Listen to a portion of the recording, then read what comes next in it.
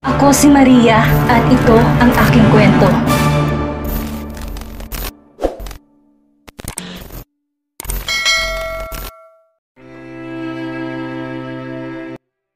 Nagkamalay si Sebastian dahil sa mahihinang boses sa kanyang paligid.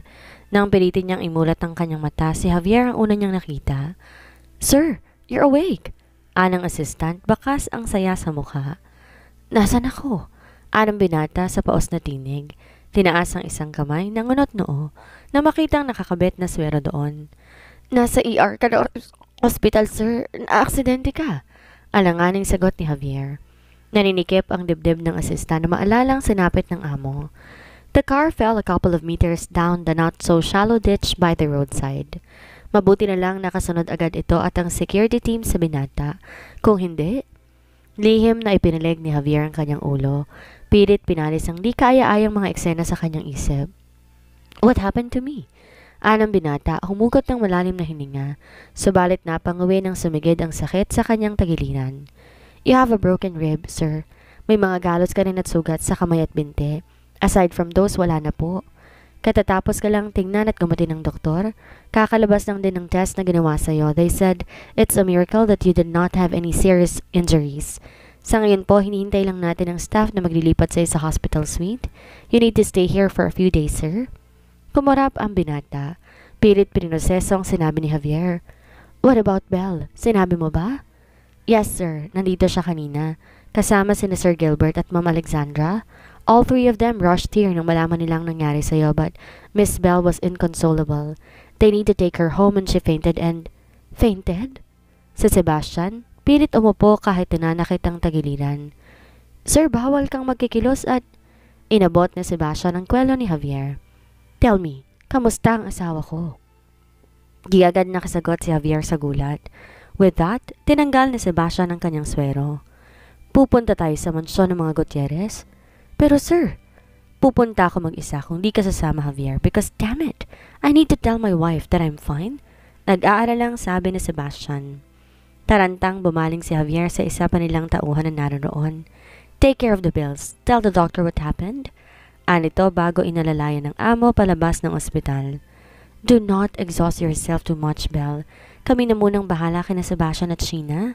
Alaw ni Alexandra sa kaibigan. Nanooy panay pa rin ng iyak kahit kanina pa sila nakauwi sa manson at kasalukuyan na nakahiga sa kama. Kakagaling lang nila sa ospital upang kumustahin ang kalagayan ni Sebastian. Alexandra was initially against Belle going with them, subalit mapilit to kaya pinagbigyan niya. But as soon as Belle saw Sebastian being treated at the ER, she broke down into tears and almost fainted.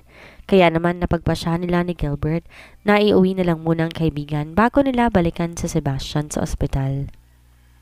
"What if Sebastian dies? Paano kung tamang mommy? Paano kung ako talaga yung malas?" Mapait na sabi ni Belle, panay ang patak ng luha. Di maalis-alis sa isip ng dalagang ginawa niyang pagtataboy sa asawa ng nagdang araw. She was shocked and confused to see him inside her room. At dahil hindi niya kayang pag-ibagayan, ang muli nilang paghaharap, ipinagtabuyan na lamang niya ito. Sinabi rin niya kay Alexandra at Gilbert na huwag na ulit itong papapasukin sa mansyon. Yun ba ang dahilan kung bakit ito aksidente? Dahil sa maling desisyon na naman ba niya, kaya na-aksidente sa Sebastian? Please do not think that way, Belle.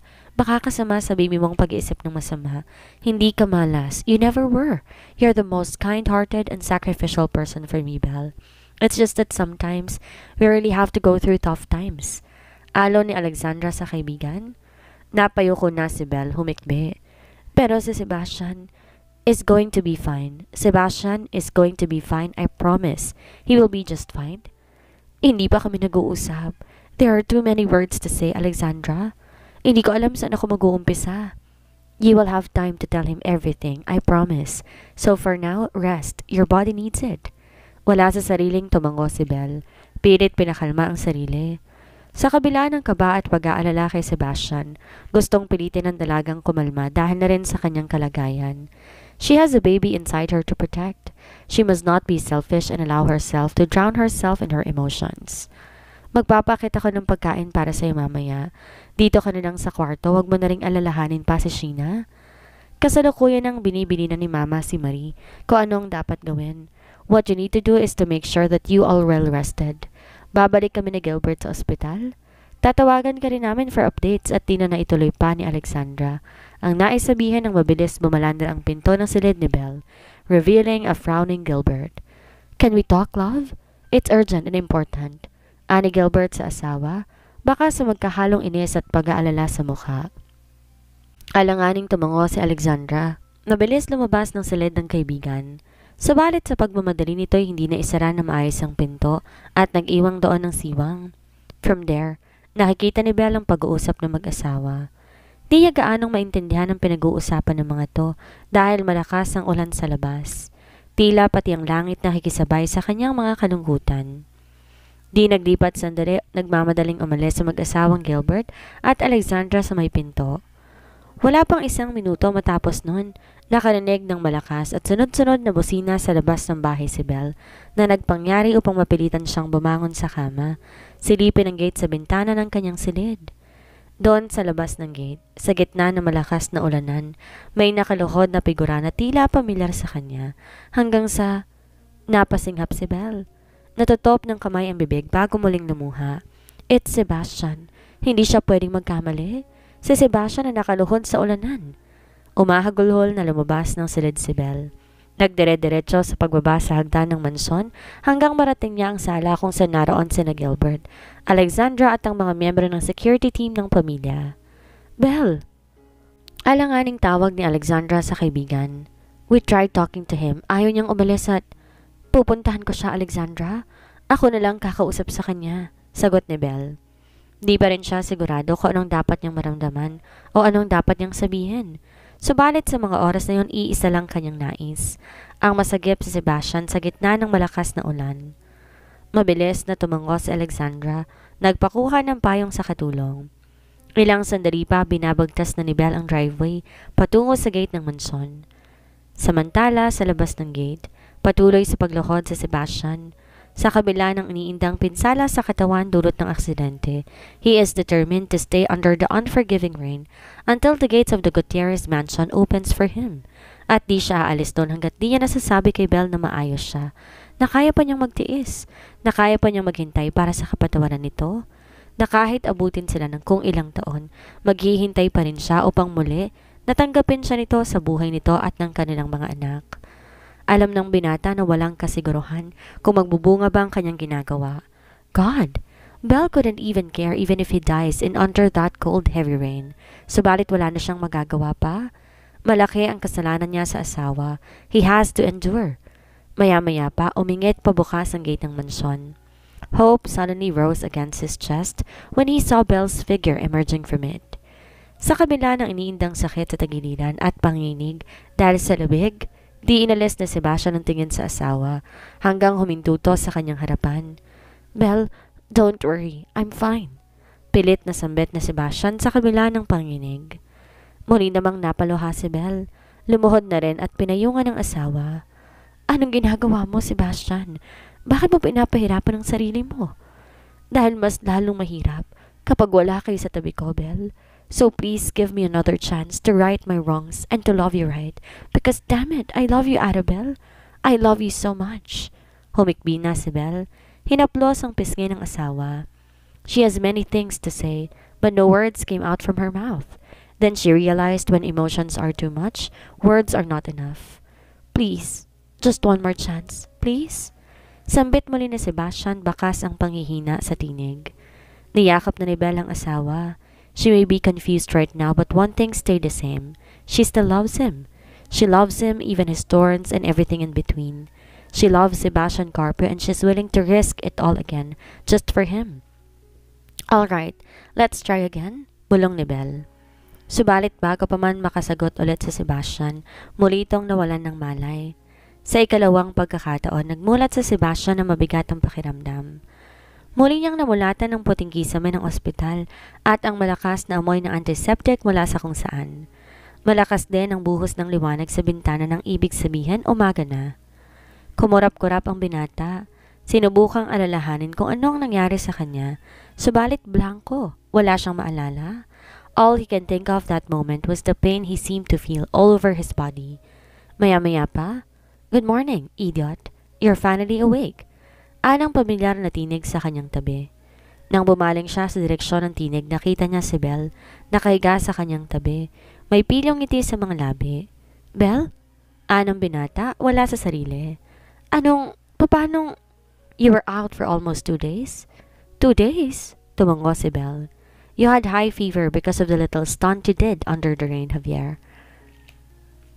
Alexandra was crying. I have no choice. I have to be there. Besides, don't married couples take care of each other? Through thick and thin, remember? Rain. Right.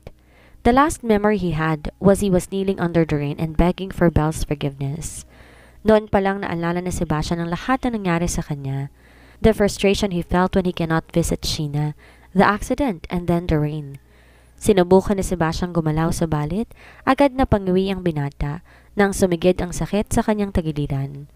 Agad namang napabangon ng kama si Belle. Huwag ka munang magagalaw, baka mas lalo ka lang magtagal dito. Alalahanin mo, buntis ako, at nagpapagaling pa lang din si Sheena. Huwag mo naman akong bigyan ng masyadong maraming trabaho, Mr. Carpio. Maawa ka naman sa misis mo. Annabel, umayos na ng upo sa gilid ng kama. Sandaling napatanga sa Sebastian sa asawa, nanibago sa kinikilos nito. Is this my second chance? Marahang tumango si Belle. Alam mo bang mahirap kang patawarin? Alam ko, sagot ng binata sa mapait na tinig. Bumalik sa isipan lahat ng kanyang ginawang pagpapahirap sa asawa. Kung babawiin ni Belle ang naunang desisyon nito, maiintindihan niya. He is an asshole and an idiot. Dapat lang na magdusa siya at...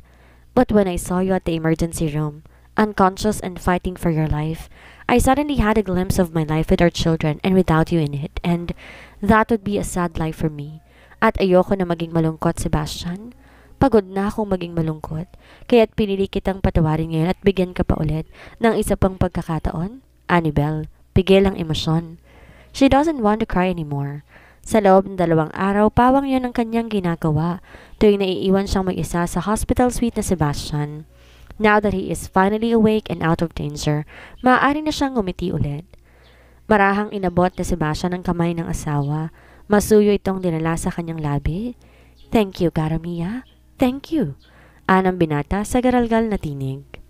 Walang pagsidla ng kaligayahan sa dibdib. I promise to do better this time, Belle. Pinapangako kung di ka naiiyak. Ngumiti si Belle nang ngilid ang luha. Just live. Live for a long, long time with me, Sebastian. That would be enough. Ngumiti si Sebastian. Sinubukan na bumangon ulit. Subalit pinigilan ito ni Belle. I said don't move too much, Mr. Carpio. Saway ni Belle sa asawa. How can I kiss you if I won't move? Romolyo kunwari ang mga mata ni Belle bago yumuko at binigyan ng magang halik sa labi sa Sebastian. The kiss was brief yet meaningful. It was the first endearing kiss they've shared, and she will forever remember the bliss she felt at that moment. Masuyong hinaplos ni Sebastian ang pisngi ng asawa bago, Belle, Lavender and I are not lovers. I know, Javier told me. Putol ni Belle sa sana'y sasabihin ng asawa. What about what happened to me during your birthday dinner? Marahang tumango. Bumakas ang lungkot sa mukha. Hinuli ka raw ng mga polis kasi suspect ka sa pagpatay kay Don Luther? Tumango-tango ang binata. Did you wait? 2 hours, Annabel. Lumabi. I am really sorry, cara mia. I will make it up to you soon. Umpisa ng binata. What about Papa and Orlando? Yeah, nakakulong na raw sila, sabi ni Javier. Bagyang natawa ang binata.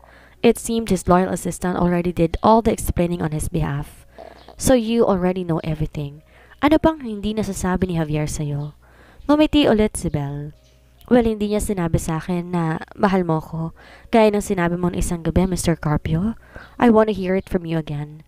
Ngumiti na rin si Sebastian, lumamlam ang mga mata.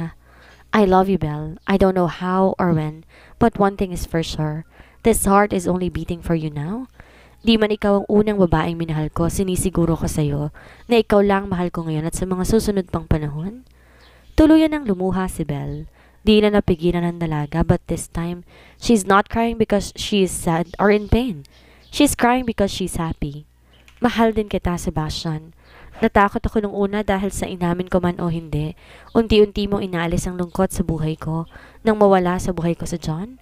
I was supposed to be grieving and yet there I was, slowly attaching myself to you. Isa rin yon sa mga dahilan kung bakit nagpa siya kung umalis na lang. I was afraid of falling hard for you and I was still mending my heart. Pero kahit umalis ako, hindi kita malimutan. And then I had Sheena, a living reminder of you, a connection that will forever bind us. Nang muli tayo magkita sa Barcelona, doon ko na siguro na kung ano man ang nararamdaman ko sa'yo nung una, totoong pagmamahal nga. I was scared again because you're getting married and hindi ko alam kung bakit lagi tayong pinaglalapit ng tadhana. Sebastian, but we're already here. Whatever the reason is, maybe let's just love our way to it one day at a time. What do you think? I like that, Karamia. That's love now and find the reasons later. It will come. I am sure of it. Ani Sebastian, muling hinalikan ng kamay ng asawa. Let us not keep secrets from each other anymore. Sabi ni Belle maya-maya. I agree. From now on, no more secrets. Umpisa ni Sebastian bago pumarmal. Speaking of secrets, may sikreto akong sasabihin sa iyo, Karamia. Tungkol saan? Tungkol sa aking pagkatao? Hindi ako tunay na Carpio Belle. Hindi ko ama si Alejandro. Nasa loob ng study ng mansyon ng mga Romualdez ang mag-asawang Sebastian at Belle. Inihintay nila doon ang pagdating ni na Alexandra at Gilbert mula sa opisina. It has been days now since Sebastian was discharged from the hospital at mula noon doon na sa mansyon ng mga Romualdez tumutuloy ang binata. Napagpasya ni Sebastian na doon na tumuloy dahil na rin sa mas kumbinyente para kay Belle na magkaroon ng katulong sa pag-aalaga sa kanya. Nag-usap na rin sina Alexandra at Sebastian. Napatawad na ni Alexandra ang pinsan sa mga nagawa nito kay Belle.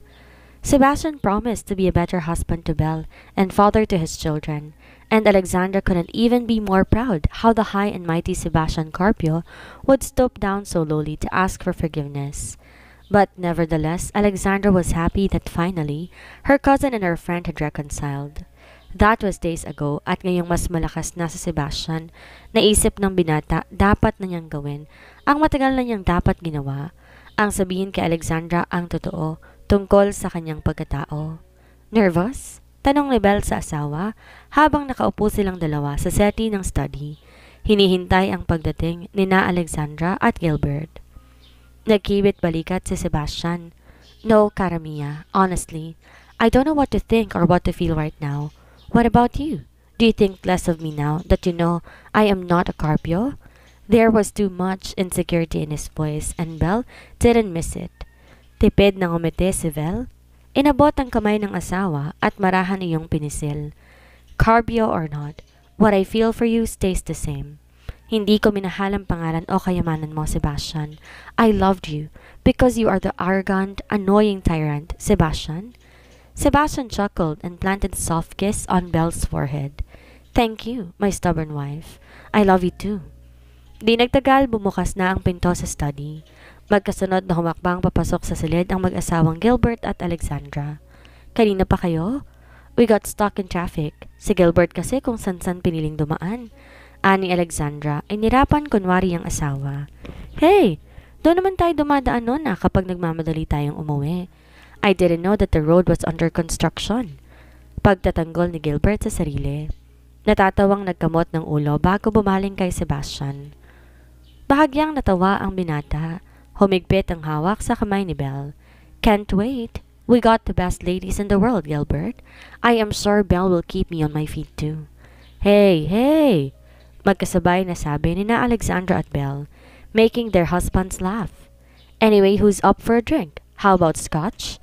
Alok ni Gilbert kay Sebastian maya-maya. Sabay umiling sina Alexandra at Belle. I would love to join you, Gilbert, but the boss says no. Pabirong sagot ni Sebastian. Kiniling pa ang ulo sa direksyon ni Belle. Bahagyang natawa si Gilbert bago umupo sa armrest ng single-seater ng sofa kung saan nakaupo si Alexandra. So what did the two of you want to talk about? Sandaling nagkatinginan sina Sebastian at Belle. Marahang tumango si Belle, inudyoka ng asawa. Sebastian took in a sharp breath before he took the folder from the coffee table in front of him and handed it to Alexandra. Nang buklatan niyo ni Alexandra, agad bumadha ang gulat sa mukha nito. What's this, Cugino? Why are you giving me all of your shares at TFC? And why are you resigning from your post? I am not a Carpio, Alexandra. Leonardo is not my father. He said it himself. Diretsong sabi ni Sebastian. Agad nagbuhol ang mga kina ni Alexandra sa sinabi ng pinsan. Naguluhan. What? Sa mabilis na salita, kinuwento ni Sebastian ang ginawang pag-amin ni Alejandro tungkol sa kanyang tunay na pagkatao. Kinuwento na rin ng binata ang mga totoong nangyari sa Barcelona na inilihim niya sa pinsan dahil ayaw niyang mag-alala to para sa kanya. Sandaling natahimik si Alexandra sa mga nalaman. Muling niyokong dokumentong nasa kanyang kandungan. I don't know what to say. I feel something's not right, bulong ni Alexandra. It is what it is, Kojina, at hindi makakain ng aking konsensya na patuloy ariin ang mga bagay na hindi karapat-dapat para sa akin. Kaya marapat lamang na ibalik kong lahat sa iyo bilang nag-iisa at tunay na tagapagmana ng kayamanan ng mga Carpio. Ani Sebastian, di inaalis ang mata sa pinsan na noon nangingilid ang luha. No, hindi ko matatanggap to, Sebastian. I refuse to believe what Zio Alejandro said. No, trust you so much. He loves you so much. How? Ani Alexandra, tuluyan ng lumuha dahil sa labis na kalituhan. Love, calm down. Let us figure it out. How can we figure it out, Gilbert? Ang tanging malapit sa akin na kamag-anak sa mundong to, sinabing hindi ko siya kadugo? How can I not freak out? Si Alexandra, hysterical, yumakap na sa asawa. Umigting ang panga ni Sebastian. Si Belle naman humikbi na rin. She felt bad for her husband and Alexandra. They only have each other for many years upang malaman lang na sa bandang huli hindi pala sila magkadugo. Sadyang nakakagulat at hindi katanggap-tanggap. Alexandra, nothing will change between us. We might not share the same blood, but you're really still my only Kojina. Gagawin ko pa rin ang bili ni Nono. I will always stay by your side, like any Carpio would. Muli humikbe si Alexandra, nagpunas ng luha. How can you stay by my side when you're leaving DFC? Hindi ko yun kaya, Sebastian. You know, I cannot run a company as big as DFC. Mapait nang umiti si Sebastian. Nariyan si Gilbert, Alexandra. With the two of you leading the company, DFC will surely be in good hands. Saan ka pupunta pag umalis ka? How will you survive? Oh God, you have a baby on the way. Nangihinang napasapo sa kanyang ulo si Alexandra. Thinking about the future is too much for her. Sebastian chuckled. I am not a poor man, Alexandra. I have properties I bought for myself through the years. I hope you would allow me to keep those. Of course. Why do you think that I will set up a trust fund for kids? At hindi ka pwedeng humindi, Sebastian? I won't allow it. Ani Alexandra, determinado. Maraming salamat, Kojina. Basta't para sa mga bata hindi ko tatanggihan. Ani Sebastian, tumayo na. Sumunod din sa pagtayo si Belle. We will move out tomorrow morning, Alexandra. Dun muna kami tutuloy sa penthouse ko. I guess we need some family time. Dugtong pa ng binata. Masuyong sumalyap kay Belle. Oh well, walang rason para pigilan ko pa kayo. You need to make up with your family. Tumayo na rin si Alexandra at yumakap kay Belle. Call me for anything. I will, Annabelle. Sunod na yumakap si Alexandra kay Sebastian. For me, you're still my Kojino. Nothing will change. Thank you, Kojina. Thank you.